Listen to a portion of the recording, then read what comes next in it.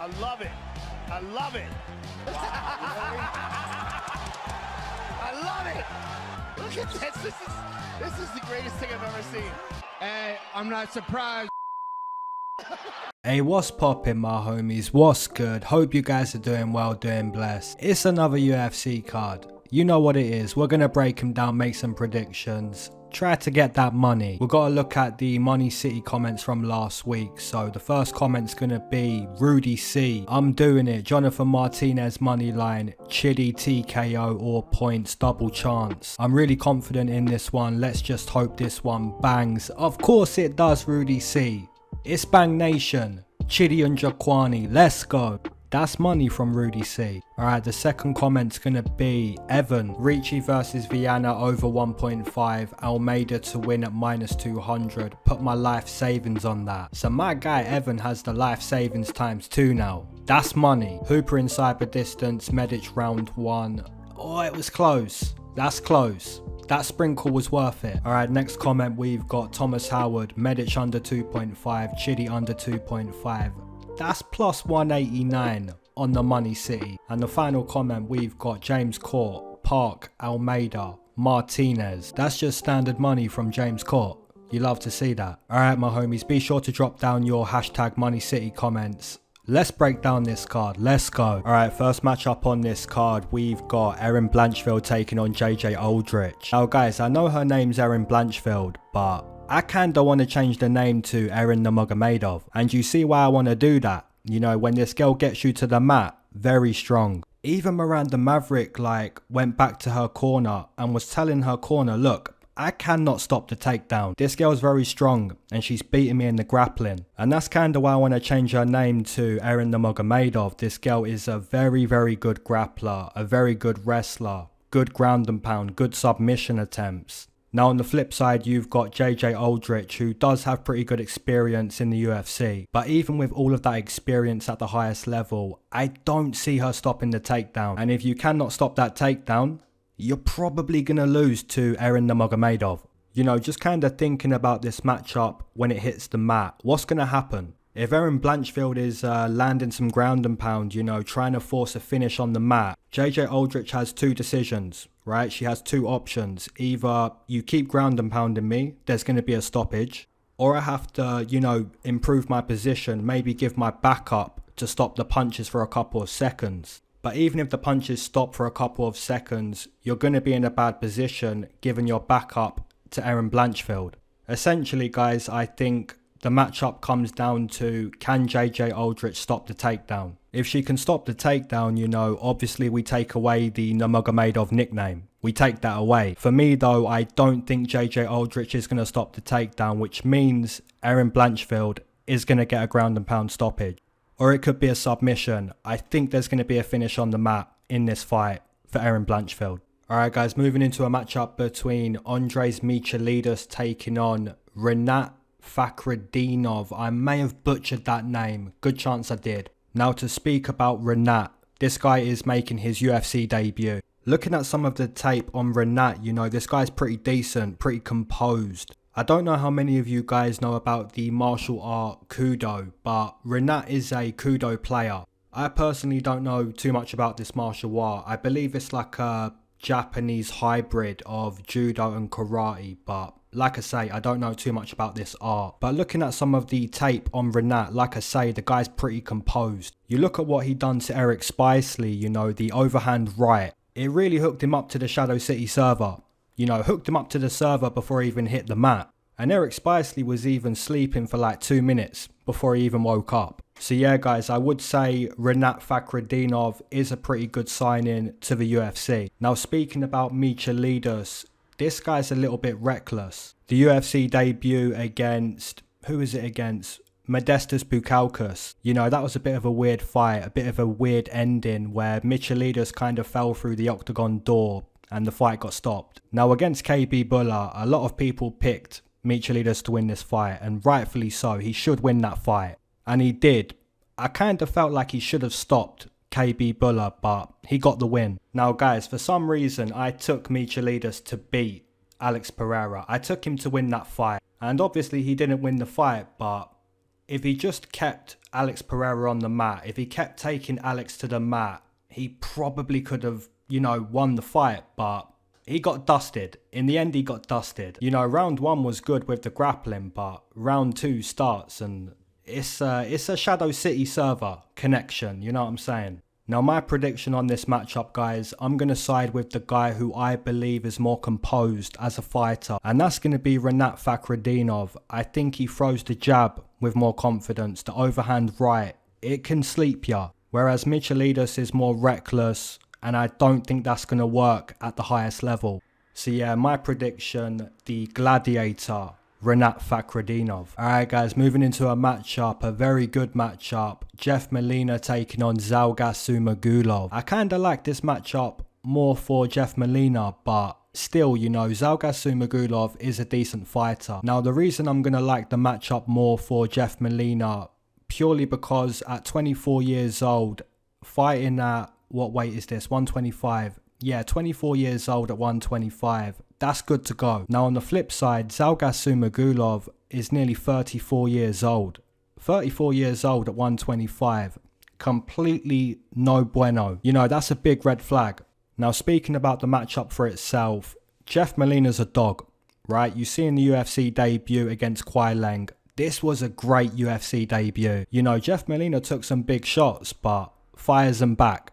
Fires them back plenty of times. And that's why I'm going to say that Jeff Molina's a dog. He can take those shots and he's going to fire them back. Now, against Daniel Da Silva, Daniel Da Silva got kind of tired grappling in round 1. And round 2 starts, Jeff Molina's ready to throw down, ready to be a dog. He gets a stoppage. It's a beautiful right hand. Now, guys, taking a look at Zhalgas Zhumagulov, like I said, the guy's not a bad fighter. He's not bad. The UFC debut against Paiva, it wasn't like domination from Paiva. And then he has a loss to Amir Albazi. Again, it wasn't domination. Now, against Jerome Rivera, I think everyone took Zhalgas to win this fight. And he did, round 1. Guillotine, standing guillotine, real nice. So at this point, I'm thinking, Zhalgas is a pretty good fighter.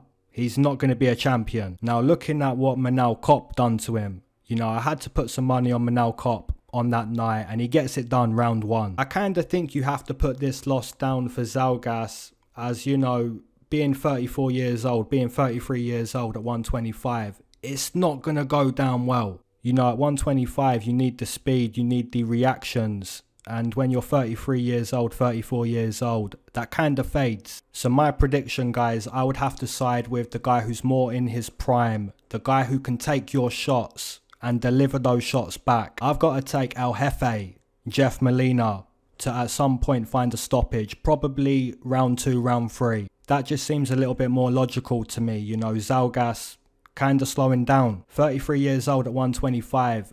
I don't like it. The prediction's Jeff Molina. Alright guys, moving into a matchup between Tony Gravely taking on Johnny Munoz. Alright, speaking about Tony Gravely first, let's speak about his UFC career. Now, the UFC debut against Brett Johns, initially this looked good for Tony Gravely, using a bit of his wrestling. But if you slow down against Brett Johns and Brett Johns can take you back, that's how he loses that UFC debut. So straight away, Tony Gravely has shown, okay, this is the highest level. I can't get tired. Brett Johns gave him that nice welcome to the UFC. Now, in his next fight against De Freitas, this is a split decision win for Tony Gravely. But looking at the performance of Tony Gravely, again, I would have to say it was kind of weak.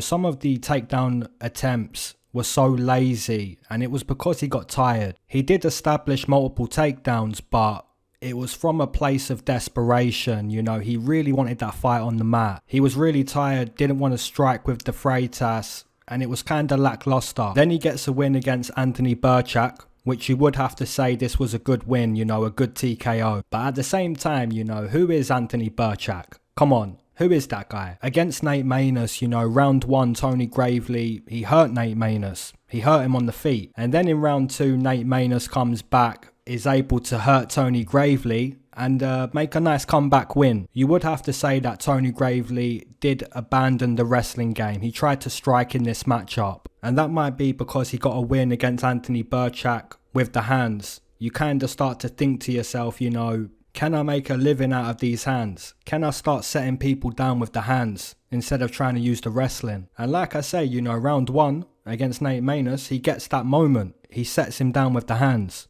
But essentially the MMA gods did say to Tony Gravely, look, you need to wrestle. You're not that guy. Tony Gravely did listen to the MMA gods, because if you look at the performance against Simon Oliveira, this was a persistent wrestling performance. I know he nearly got choked out in round 1, and how he even survived that, I don't know, but he did stick to the wrestling. So I think you have to give Tony Gravely a bit of credit, you know. He stuck to that game plan for 15 minutes and won because of that game plan. Now the opponent, Johnny Munoz, is a grappler, seems to be a very decent jiu-jitsu player. Tony Gravely has lost by submission multiple times in his mixed martial arts career. I would also say that Johnny Munoz is a better kicker than Tony Gravely. I'm not sure he's a better boxer, but as for jiu-jitsu and kicking, I would say he's better than Tony Gravely there. I really think this is a good matchup.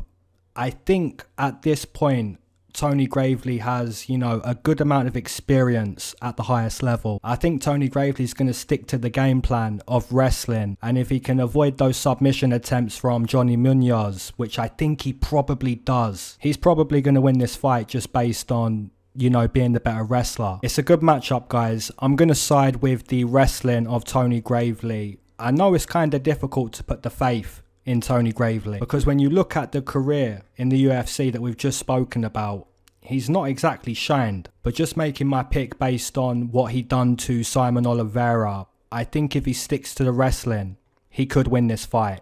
Alright guys, moving into a matchup between Benoit Saint-Denis taking on Niklas Stolze. Now we have to speak about Benoit Saint-Denis in his UFC debut. You know, this guy's toughness in the UFC debut was genuinely admirable. And Benoit Saint-Denis, like part of the special forces, like military kind of stuff, you know, and you see that. You see that in the UFC debut. Not only showing us like real physical toughness, but the mental. You know, the mental toughness Benoit Saint-Denis showed.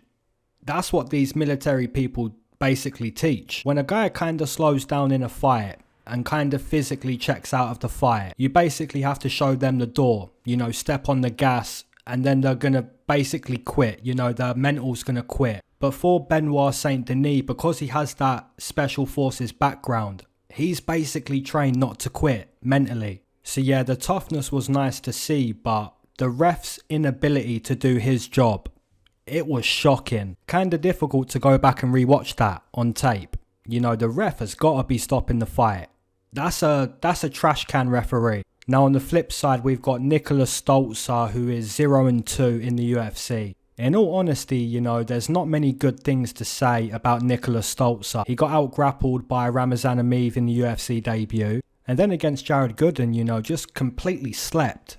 Dusted. I took Jared Gooden in that fight and he was an underdog. And I was just amazed to see Niklas Stolze trading like that. You know, Jared Gooden slept him real bad. I do believe this is going to be like a pick and matchup, guys. I think Niklas Stolze, the right game plan would be to grapple. Because you can see in the UFC debut, he's mentally tough, he's physically tough. It's going to be hard to beat him in a striking battle. And that's kind of why I think he should just, you know, utilize some grappling, utilize the jiu-jitsu. Take this guy to the mat. I think it's a tough matchup, a difficult prediction to make. It's going to come down to, you know, who can impose their game plan. Like I said, if I was Niklas Stolze, I'm taking this fight to the mat. I'm utilising the grappling. My prediction on this matchup, guys, I'm going to side with Niklas Stolze in a pick-em matchup. I hope he grapples. And if he doesn't grapple, you know, the prediction might be bad because Benoit Saint-Denis is not going to give up in a striking matchup. He might catch Niklas Stolze, might clip him the way Jared Gooden did. Niklas Stolze has to grapple in this matchup in my opinion. I think he probably does.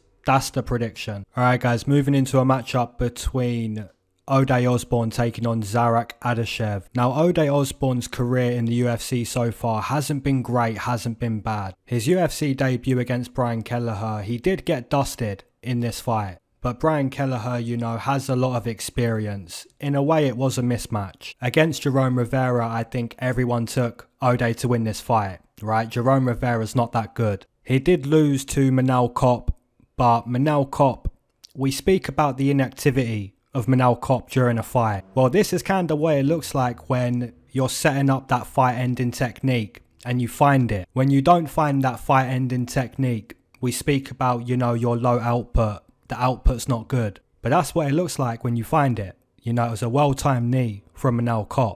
Now against CJ Vergara, you know, this win has aged really beautifully for Ode Osbourne. CJ Vergara's kind of like a dog, you know, wants to keep the fight in the pocket. He couldn't really do that against Ode Osbourne. He had more success against Klidzon Rodriguez. And that's why that win's aged pretty nicely for Ode Osbourne. Looking at the career of Adashev, I think this guy's got a dusty chin. You know, their chin's made of dust. I don't really like this matchup for Adashev. I think he's got to keep the fight in the pocket. And he doesn't really like to do that because the chin's made of dust. And even if he takes the fight to the mat, Ode Osbourne does have pretty good jiu-jitsu. I have to side with Ode Osbourne to be the winner in this fight. And I kind of like what Ode Osbourne done to CJ Vergara. The guy's pretty quick. So yeah guys, my prediction in this matchup, Ode Osbourne. Alright, moving into a matchup between Damon Jackson taking on Daniel Argueta, I believe is the pronunciation. Might have butchered that one. I don't know too much about Daniel. He's an 8-0 fighter. He was on the Ultimate Fighter and he lost to Ricky Tercios. And that's the guy that says, do you know what I'm saying a lot? Smokes hella weed. And that's kind of what I say too. And I do smoke hella weed. You know what I'm saying? I think most of us on this channel smoke hella weed, but yeah. Now looking at what type of fighter Daniel seems to be, he seems to be a grappler. But the problem in this matchup is going to be Damon Jackson is also a very good grappler. He is a grappler, Damon Jackson. His jiu-jitsu is really, really good, but something that's also really decent with Damon Jackson, it's going to be the cardio. This guy's a cardio freak. You know, what he done to Camuela Kirk and what he done to Charlie Rosa. And one of my good friends, his best fighter, his favourite fighter is Charlie Rosa. Hey Ellie, I'm sorry bro, I had to say it, right? What he done to Charles Rosa, it was bad. He out-grappled him, he dominated him. What he done to Camuela Kirk was kind of the same thing, but finds a finish towards the end of round 2. You know, Damon Jackson, man, this guy's a good grappler, the guy's got good cardio. The jiu-jitsu's good. So that's really what I've got to go with in this matchup. I have to take the experience, the cardio and the jiu-jitsu of Damon Jackson to win this fight. Alright, we've got a matchup between Joe Solecki taking on Alex de Silva. Now this matchup's essentially going to be jiu-jitsu versus, you know, how would we describe Alex de Silva? A striker. A striker who doesn't mind grappling. He can grapple. But should he grapple against Joe Solecki? Probably not, right? If you're Alex de Silva, you don't want to grapple in this fight. And the reasons why you don't want to grapple with Joe Solecki, as we've seen, the guy is a very, very good jiu-jitsu player. Every single fight Joe Solecki's had, he's showing us, look, it's going to be jiu-jitsu, it's going to be grappling that wins this fight. So if you're Alex de Silva, you know, you don't want to compete in that fight. You don't want to grapple. Now, is Joe Solecki striking on the same level as his jiu-jitsu? Absolutely not. We haven't seen much striking from Joe Solecki. I would say that Alex de Silva is the better kicker, is the better puncher. He's going to be the better striker in this fight. So essentially, it's going to come down to, can Alex de Silva stay striking or can Joe Solecki grapple? And making a prediction based on, you know, trying to answer that question, I would say it's pretty much 50-50. Alex de Silva loves to kick the opponent. So if Joe Solecki can like catch a kick and get to the mat that way, you know, that's the way he can get the jiu-jitsu going. But then again, Alex de Silva has to have the mindset, my kicks are going to be too quick, too powerful, you're not going to catch the kick. I'm going to side with Alex de Silva to stick to the striking to beat Joe Solecki. Alright my homies, you know what time it is, and if you don't know what time it is, now you know. If you waited to smoke with me, amen. If you've been smoking this whole time, double amen. If you're not a smoker but you enjoy the smoke breaks, that's a triple amen, gang. Let's go. Hey guys, we've had the week off with the UFC, but I think there's like 10 or 11 cards in a row now. Massive shout out to everyone who's in the premiere right now. If you're watching from the premiere, you're the OG. So I've got 2 questions for everyone in the premiere and anyone who's watching after the premiere. 2 questions. First question is going to be, you know, the standard, drop the MoneyCity comment down below. And the second question is going to be, in your opinion, what is the most important thing you can bring to the octagon? So for example, it can be knockout power, wrestling, jiu-jitsu, IQ, technique, cardio, output. You know, what is the most important thing you can bring to a fight? Heart, determination. Alright, before we get into the main event breakdown and predictions, if you want all of my bets on this UFC card, the only way to do that is to be a member of the Patreon. There's also a really good Discord server that I think all of my boys on my Discord could back that up. So yeah, shout out to all of the boys in my Discord. We're gonna get some money on this card. Clean sweep the last one. Everyone had a good card. Alright my homies, let's break down this card. Let's go. Alright guys, moving into a matchup between Felice Herrig taking on Karolina Kowalkiewicz. Now for anyone that listens to my channel on a weekly basis, you might remember that when Michael Johnson fought, I said we should spark the blunt, we should bring that energy to get MJ a win. And what happened?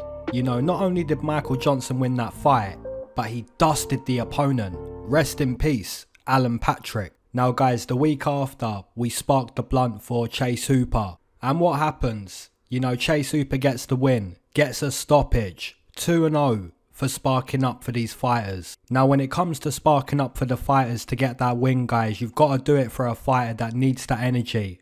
I think if we spark the blunt for Karolina, she gets the win. So yeah guys, that's going to be my prediction, but to speak about the matchup, the last time that Karolina won a fight inside the octagon was actually against Felice Herrig. And I was at that fight live, which was in New York, the Khabib card, when he won the title. Not against Tony Ferguson though, because obviously Conor McGregor kind of messed that card up, but yeah, that was Karolina's last win in the UFC against Felice Herrig. Essentially what you've got with this matchup is two struggling fighters. You know, Felice Herrig is more of a wrestler than a striker. So yeah, that's what I'm going to go with on this fight prediction. I think if we spark the blunt for Karolina, she's going to break that losing streak. She's going to get the win in the rematch against a girl she's already beaten. Alright, moving into a matchup between Alonzo Menifield taking on Askar Mozharov. So speaking about Askar Mozharov first, this guy's going to be making his UFC debut. If you look at the record of Askar, he has so much more experience than Alonzo Menifield, and he's training out of Thailand. So you know he's going to be using that Muay Thai. He's going to be sending the kicks to the opponent. And you do see that on the tape, you know, the kicks of Askar Mozharov, very impressive. Now looking at the competition that Askar Mozharov is fighting against, the competition's not great. But if you look at the skill set, I still think the skill set's pretty good. Now speaking about Alonzo Menifield, round one, Alonzo, pretty dangerous. But if you can take Alonzo Menifield, you know, to round two, or even the last round of the fight, the guy slows down. You know, you kind of see against William Knight in the last round, trying to hold Knight against the fence, which kind of shows the judges, I don't really want to fight. I just want to control the opponent. A little bit like Holly Holm.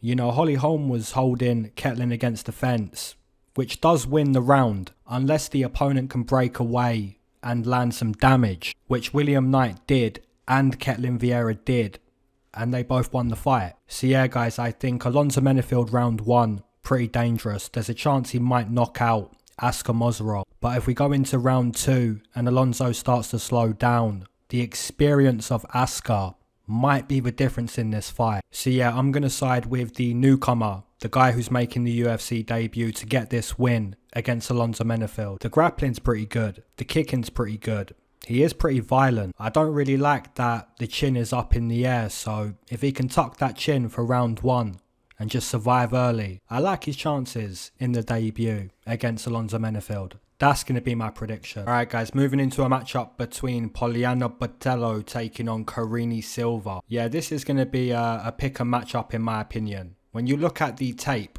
of Karine Silva, you're going to notice that the jiu-jitsu is pretty good. So if she chooses to take Poliana Botelho to the mat, you know, she might be able to control her there. Or even if Poliana Botelho for some reason takes Karine to the mat, I've seen Silva get a submission from her back. So yeah, the jiu-jitsu of Karine Silva is pretty good. On the flip side, Poliana Botelho, you know, she's not done the best in the UFC. She was submitted by Cynthia Calvillo. She was controlled on the mat by Gillian Robertson. You know, she's kind of struggled with a little bit of grappling here and there. Now, the body kick that she delivered to Siri Kondo that finished the fight, that kind of shows you she might have a chance with the striking. It's really going to be a picker matchup in my opinion. I wouldn't lay too much money if you're going to bet on this fight. But my prediction, I'm going to side with Poliana Botelho. I'm not super confident with that prediction, but if she can keep it striking and avoid the jiu-jitsu of Karine Silva, then she might win this fight. It's a pick and matchup. Alright, moving into the next matchup, we've got Mike Trizano taking on Lucas Almeida. Yeah, this is a pretty good matchup.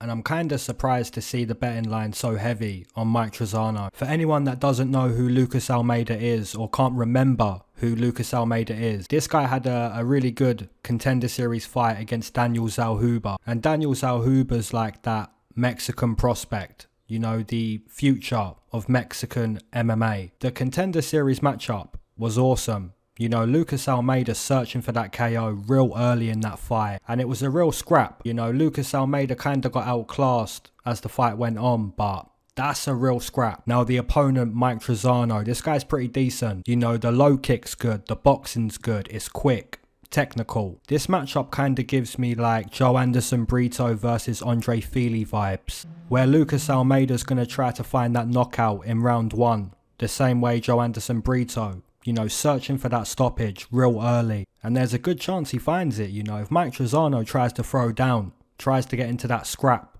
that dogfight, you know, anything can happen in those exchanges. I kind of think that if Mike Trizano survives round 1, I think he's going to start to pick apart Lucas Almeida. But it's just surviving round 1. You know, Lucas is going to try to force that scrap. He wants that dogfight. It's for Mike Trizano to say, you know, I'm more technical, I'm better than that, and I can avoid that type of fight. I think Mike Trizano probably does. So yeah, my prediction, I'm going to take the guy who I believe to be more technical, and that's going to be Mike Trizano.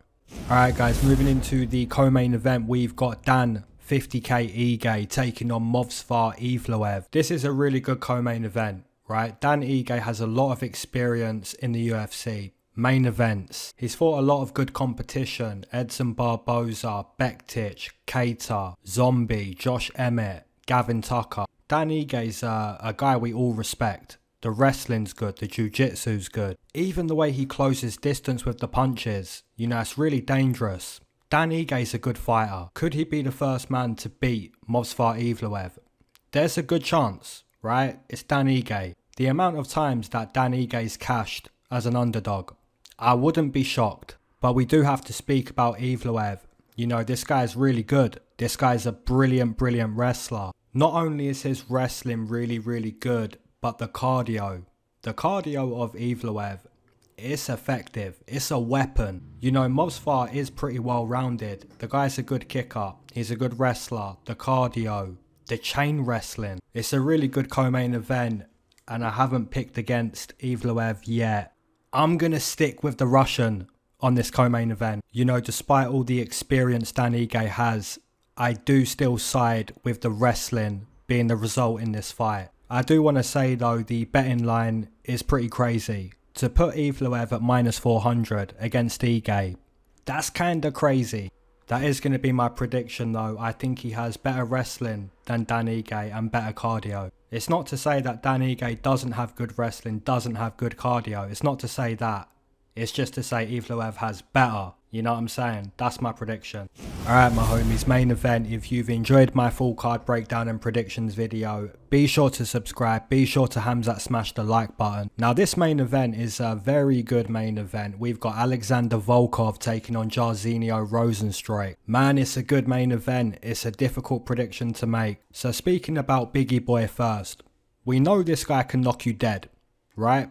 Jairzinho Rozenstruik, this guy can sleep a plane. Just speaking about his whole UFC career as quick as I can.